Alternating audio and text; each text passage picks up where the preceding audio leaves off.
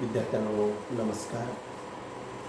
Doctor Babasaheb Ambedkar Marathwada विद्यापीठांतर्गत नवीन शैक्षणिक धोरण 2020 नुसार BA प्रथम वर्ष 2024-25 मध्ये नवीन राष्ट्रीय शैक्षणिक धोरण 2020 यान्वये अभ्यासक्रमाची जी वाटचाल सुरू आहे त्या अभ्यासक्रमामध्ये प्रथम वर्षाकरिता 2024-25 मध्ये राज्यशास्त्र विषयाच्या ज्ञानाकरिता प्रथम सत्राच्या विद्यार्थ्यांना राज्यशास्त्राची ओळख हा अभ्यासक्रम आपण आयोजित केलेला होता. या अभ्यासक्रमामध्ये ज्याप्रमाणे आपण राज्यशास्त्राची ओळख बघतो त्यामध्ये हा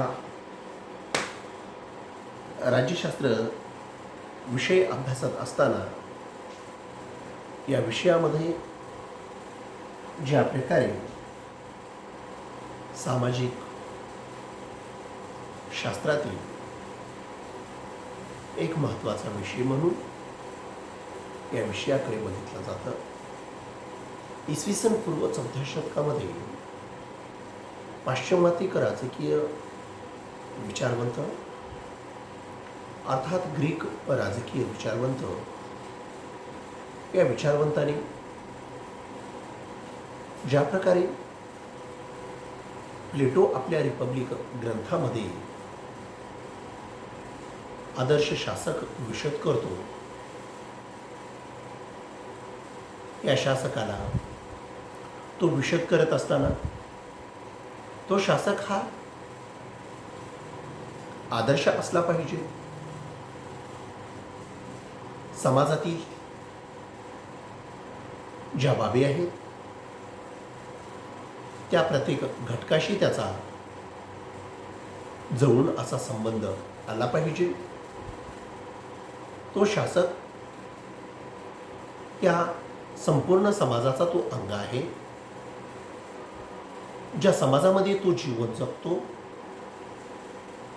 त्या समाजामध्ये तो राहत असताना त्या समाजातील ज्या उणीवा आहेत, गरजा आहेत, त्या कशा निर्माण होतात, ज्या समाजात तो वावरतो, ज्या समाजात तो राहतो, तो समाज कसा निर्माण झाला याचं विवेचन प्लेटो यांनी केलेलं आहे.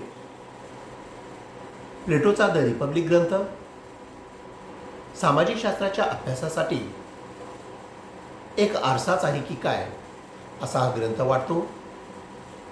हा ग्रंथ जरी काल्पनिक असला, आदर्शवादी असला, या ग्रंथामध्ये जी मुद्देसूद अशी मांडणी प्लेटोने केलेली आहे ती अतिशय महत्त्वाची आहे. प्लेटो म्हणतो जेव्हा हा समाज निर्माण झाला, समाज अचानक निर्माण झालेला नाही विद्यार्थ्यांना. हजारो वर्षाचा, लाखो वर्षांचा कालखंड मानवाने व्यतीत केलेला आहे आणि त्यानंतर एका सभ्य समाजाकडे हा मानव वळलेला आहे. हा मानव जेव्हा सभ्य समाजाकडे वळतो तेव्हा तो इतर प्राण्यांपेक्षा मी एक मानव आहे आणि माझं जे काम आहे हे इतर प्राण्यांपेक्षा वेगळं आहे हे तो कशाच्या आधारावर निश्चित करतो तर मित्रांनो, तो त्याच्या बुद्धीच्या आधारावर निश्चित करतो. त्याच्याकडे असणारी जी बुद्धी आहे, त्याच्याकडे असणारी जी ताकद आहे, त्याच्याकडे असणारी जी कुवत आहे ती बुद्धीच्या जीवावर निर्माण करतो. इतर प्राणी आहेत ज्याच्यामध्ये वाघ आहे, सिंह आहे, कोल्हा आहे, बेडूक आहे, सरपटणारे प्राणी आहेत, चालणारे प्राणी आहेत, उडणारे पक्षी आहेत. प्रत्येकाला एक जीवन आहे. परंतु या जीवनाव्यतिरिक्त मानवाचं जीवन अतिशय वेगळं आहे. जेव्हा तो या भूतलावर उदयास आला तेव्हा त्यांनी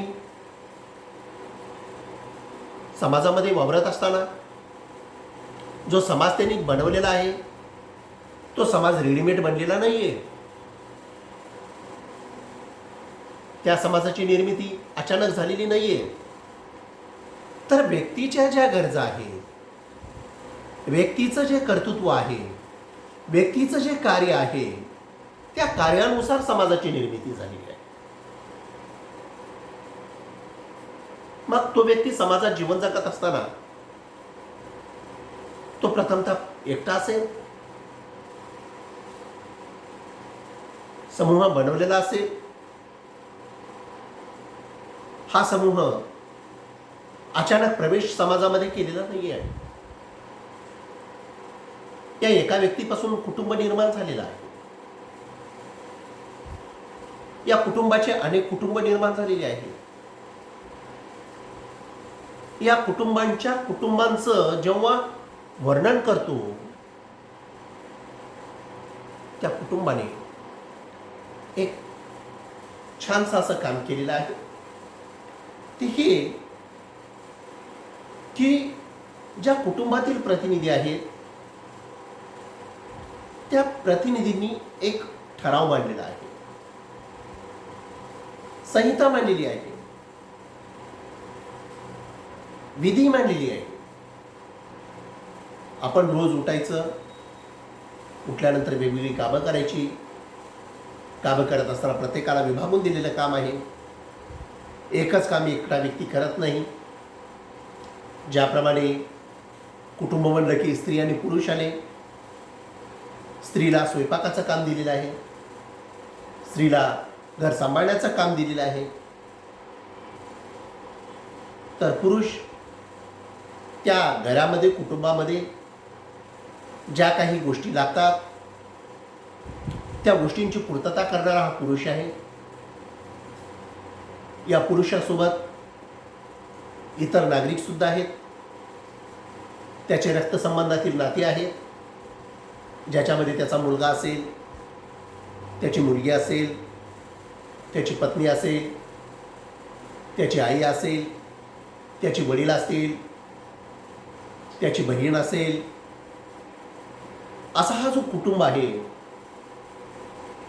या कुटुंबाला चालवण्यासाठी तो त्या कुटुंबाचा प्रमुख बनत आहे. ज्या पद्धतीने तो प्रमुख बनतो, त्या कुटुंबामध्ये ज्या गोष्टी लागतात त्या गोष्टींची तो पूर्तता करतो. ती पूर्तता करत असताना त्या व्यक्तीला ज्या ज्या काही गोष्टी लागतात त्या मिळवून देण्याचा तो आतोनात प्रयत्न करत असतो. आणि त्या व्यक्तीचे जे काही विचार असतील, आचार असतील, ते सगळे विचार आणि आचार कुटुंबातील सर्व प्रतिनिधींनी स्वीकारले पाहिजेत, ऐकायला पाहिजेत, त्याचं अनुकरण केलं पाहिजे. ज्याप्रमाणे एका कुटुंबातील हा प्रमुख व्यक्ती आहे, असे अनेक कुटुंबातील प्रतिनिधी आहेत. त्यांचा एक मुखिया आहे. प्रत्येक कुटुंबाचा एक एक मुखिया जेव्हा समाजामध्ये वावरतात तेव्हा ते म्हणतात की आपण चांगलं काम केलं पाहिजे, चांगलं जीवन जगलं पाहिजे, आनंदी जीवन जगलं पाहिजे, आनंदाने राहिलं पाहिजे. या आनंदाच्या क्षणाला त्यांनी जे वर्णन केलेलं आहे, हे वर्णन खऱ्या अर्थाने शास्त्रशुद्ध असं वर्णन आहे. हे वर्णन प्लेटो करतात, हे वर्णन अरिस्टॉटल करतात, हे वर्णन मॅकियावेली करतात, रुसो करतात, लास्की करतात. या प्रत्येक विचारवंताने ज्या पद्धतीने त्यांनी विवेचन केलेलं आहे, वर्णन केलेलं आहे. त्या कुटुंब प्रमुखाच्या नेतृत्वातून खऱ्या अर्थाने शासक वर्ग उदयास आलेला आहे. ज्या कुटुंबामध्ये 25-30 व्यक्ती राहतात, त्यांचं नेतृत्व करणारा एक व्यक्ती असतो. त्या व्यक्तीचे सगळे निर्णय सर्व समुदायाला ऐकावेच लागतात. मग त्या निर्णयामध्ये तो व्यक्ती काय काम करत आहे, कोणतं काम करत आहे, कोणतं काम केलं पाहिजे, याचं विवेचन सुद्धा ते करतात. हे विवेचन करत असताना त्यांनी जो समाज बघितला आहे, जो समाज निर्माण केलेला आहे, त्या समाजाचं बारकाईने विवेचन प्लेटो हे करतात. आणि त्या विवेचनात जो नेतृत्व करणारा व्यक्ती आहे, तोच व्यक्ती खऱ्या अर्थाने समाजातील अशा वेगवेगळ्या कुटुंब प्रमुखातून एका व्यक्तीची निवड केली जाते. त्या व्यक्तीच्या विचाराला श्रद्धास्थान दिलं जातं. तो व्यक्ती त्या समाजाचं नेतृत्व करत असतो आणि हे नेतृत्व कशा प्रकारे करावं, कोण करावं, याचं सुद्धा विवेचन प्लेटो हे करतात.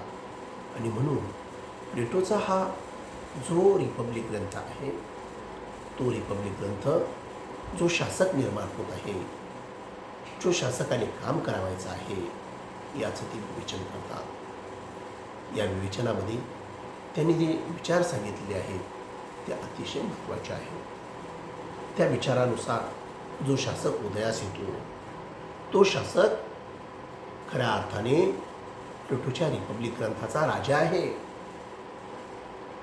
तो राजा कसा बनतो, याबाबत ते सांगत असताना सांगतात की हा जो शासक आहे, या शासकाने समाजामध्ये ज्या घटना घडतात, विचार घडतात, त्यास तो जबाबदार आहे.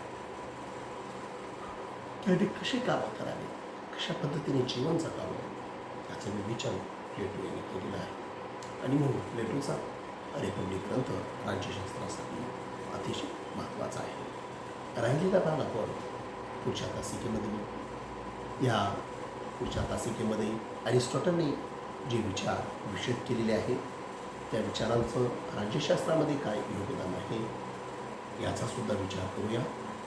या अरिस्टॉटलप्रमाणे मॅकॅवलीने सुद्धा जो शासक विशद केलेला आहे, सांगितलेला आहे.